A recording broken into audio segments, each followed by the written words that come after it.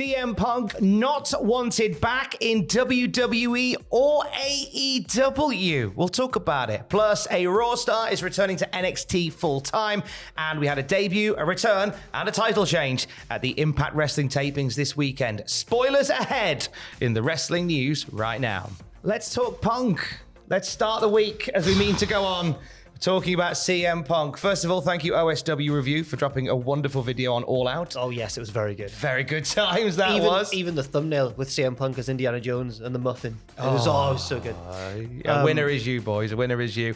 But CM Punk's status in the wrestling world still very much up for debate. And according to at least one source, there's not a mad amount of people that want him to go anywhere. Right. So this all comes from Wade Keller of PW Torch, who talked this weekend about the CM Punk situation and said someone who is currently in WWE and is within the sphere of influence of Paul Levesque, Triple H's decision-making, would be a hard no as of me asking this person today. A hard no on endorsing the return of CM Punk, even if it would help the business. It's very interesting. I can imagine there'll be a few people within WWE's camp who aren't in a mad rush to have CM Punk back for whatever reason. I know that Fraser and Sam talked a little bit about this on the weekend with Fightful Select put out a report that said that it's more likely than ever with Paul Levesque in charge that Punk would make a return. Well, but it's not a guaranteed thing at all. Wade Keller pointed that out as well in this very piece. He said, I said earlier on this year that Paul Levesque would be more likely than Vince to bring back CM Punk, but he did then say others within WWE, within his sphere of influence, at least one source, would be a hard no. He also said, when I asked this source, I got a long paragraph of one sentence after another of negative comments about how they feel about CM Punk now compared to 8, 9, 10 years ago, based on what happened in AEW in the last 13 months. There's somebody in WWE Towers who was just aggressitely writing messages into WhatsApp, chucking a few gifs and emojis in there for good measure as well. Now, okay, so maybe at least with one significant person in WWE, a return to Titan Towers isn't on the cards. How about a return to AEW when all the dust settles on the brawl out from All Out? Well, Wade Keller also did some digging in the AEW locker room as well, saying, I talked to 3 people of significant stature in AEW in the last couple of days. I asked how would a vote go in the AEW locker room if they were asked if they wanted CM Punk to return.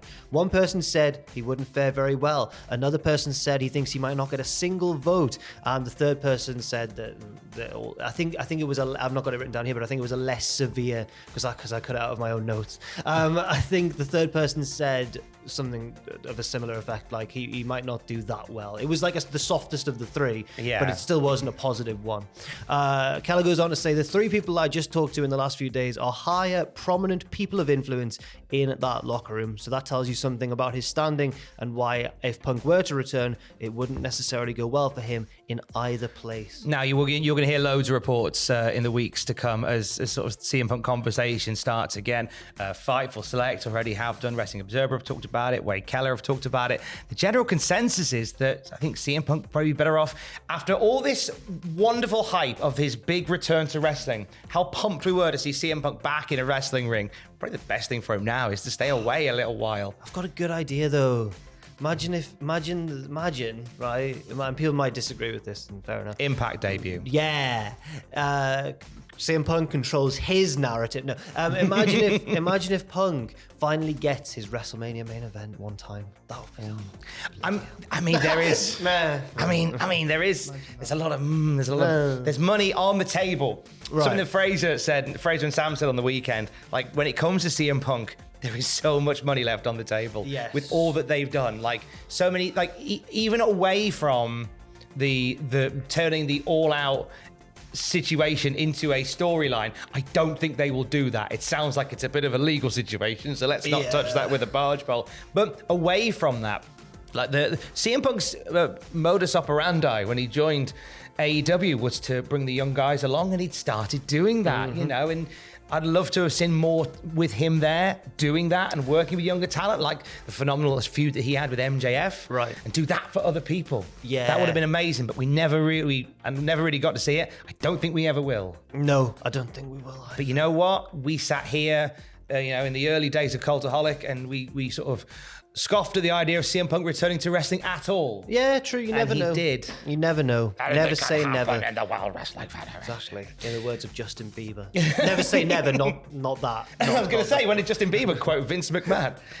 To quote Vince McMahon, what a maneuver, said Justin Bieber. Halloween Havoc was on the weekend. Mm-hmm. Good show, top to bottom. Really enjoyed it. Most of it. I enjoyed the main event. I enjoyed the ladder match. I didn't enjoy the spooky cinematic stuff.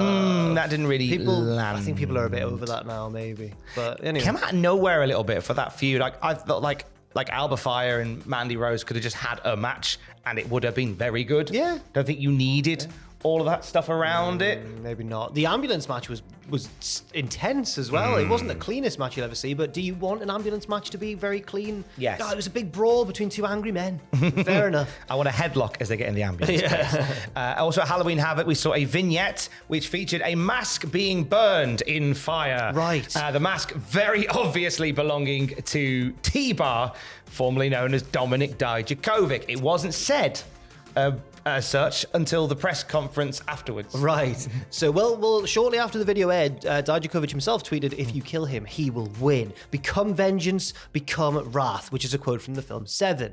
So, cool. He's got a head in a box, basically. Spoiler for how Seven ends. You've had ages to see it. It's too soon.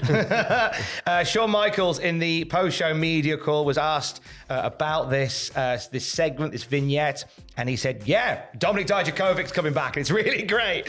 I don't know whether or not he should have outwardly said that.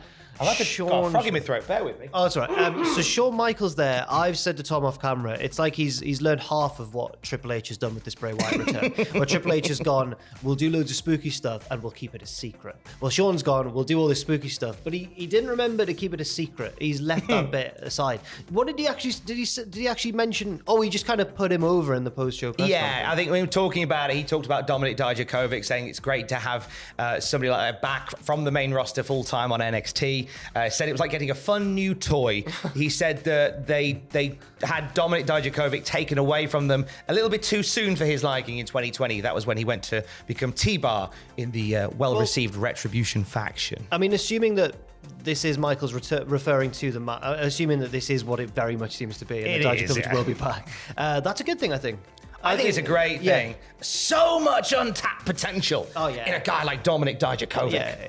Excited to feast my eyes on him without the mask in a beer. From this point, we have spoilers for Impact Wrestling's tapings from over the weekend. Now, you may like to watch Impact Wrestling chronologically.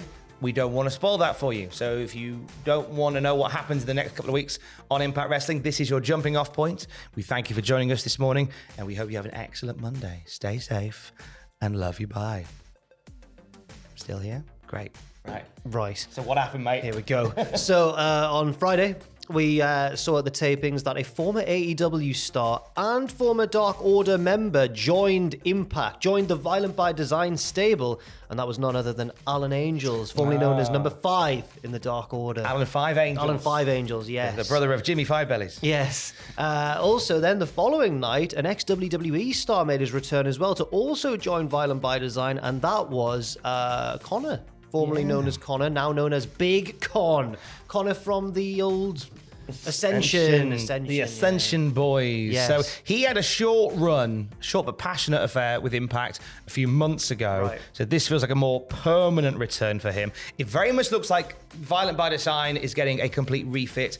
Eric Young was left laying at the end of the tapings, not by Violent by Design, I don't believe, but they kind of moved away from him. So it looks as if that group is getting a bit of a shake-up with some new members and the like.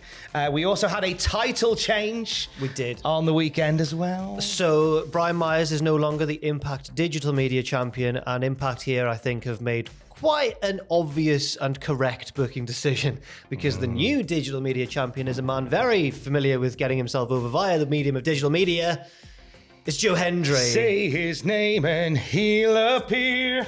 I believe in Joe Hendry. That's they right. Love him in London and Paris and Tokyo and back to Scotland and Canada and Mexico. Saying I believe in Joe Hendry. I was singing that to my cat on the weekend. Oh. I don't know why, because Alex was away this weekend, so I tended to talk to the cat more. Burst in from work on the Saturday afternoon, Pablo's staring at me, and I just go, wave your hands from side to side. He just meowed at me and said, give me some food, Dad. Yes, Joe Hendry, fresh from challenging for the North Wrestling Championship in Newcastle, which you can watch on IWTV tonight at 8 p.m. Eastern. North Wrestling presents the world at large on IWTV.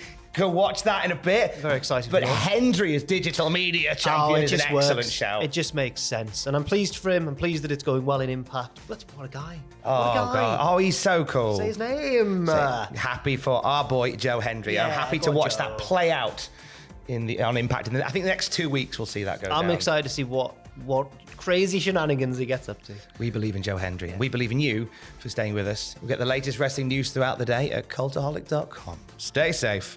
And love you, bye.